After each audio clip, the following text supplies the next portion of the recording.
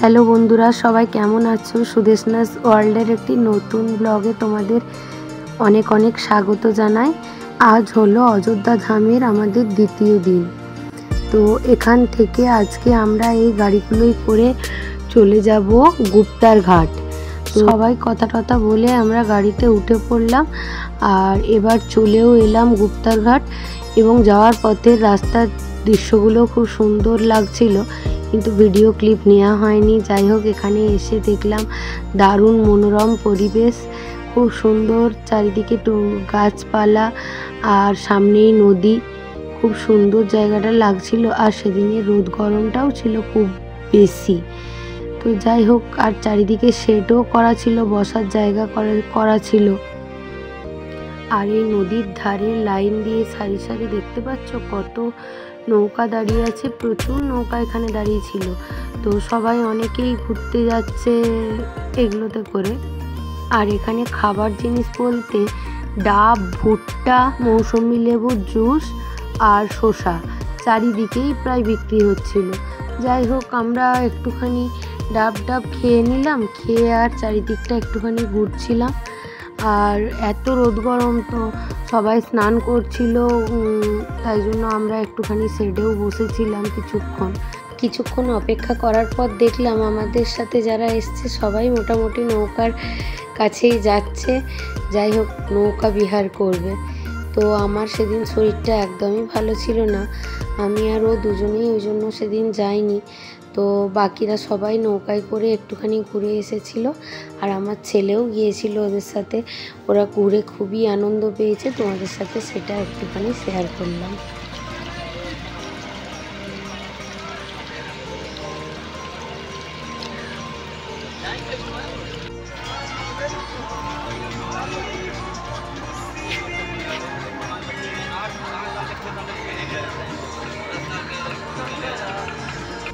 এই সরজু নদীর ধারে অবস্থিত হলো গুপ্তারি টেম্পেলটি দেখে নাও। তো এখান থেকেই রামচন্দ্র অন্তর্ধান হয়েছিলেন। পাশেই সামনেই রয়েছে একটি দুর্গা মাতার মন্দির আর এরকম একটি শিবের বড় মূর্তি। তো চলো ভেতরে যাওয়া যাক। আর এখানে এই দেখো, পুরনো ছবি আর নতুন ছবি সবই এখানে দেয়া আছে। আর এখানেই রামচন্দ্রের পায়ের ছাপ পাওয়া গিয়েছিল। তো আমরা সেখানে গিয়ে একটুখানি প্রণাম টনাম করে নিলাম। আর ফেরার সময় আমরা চলে গেলাম গুন্ডামি বাবার সমাধির কাছে। গুন্ডামি বাবা মানে দেখেও কি বুঝতে পারছো ছবিটা দেখে কেউ? কথিত আছে যে গুন্ডামি বাবাই হলো নেতাজি সুভাষচন্দ্র বসু, কিন্তু এটা সঠিক তথ্য কারোর জানা নেই। তবুও সবার আইডিয়া যে গুন্ডামি বাবাই হলো নেতাজি সুভাষচন্দ্র বসু। উনি নাকি গুন্ডামি বাবার ছদ্মবেশে এই জায়গাতেই থাকতেন। তোমাদেরকে দেখিয়ে দিলাম এখানে শান্ত পরিবেশটা, কি সুন্দর জায়গাটা। লোকজন কিন্তু খুবই কম, কিন্তু জায়গাটা খুবই সুন্দর। এবার আমরা বেরিয়ে পড়লাম, অনেকটাই বেলা গড়িয়ে গেছে।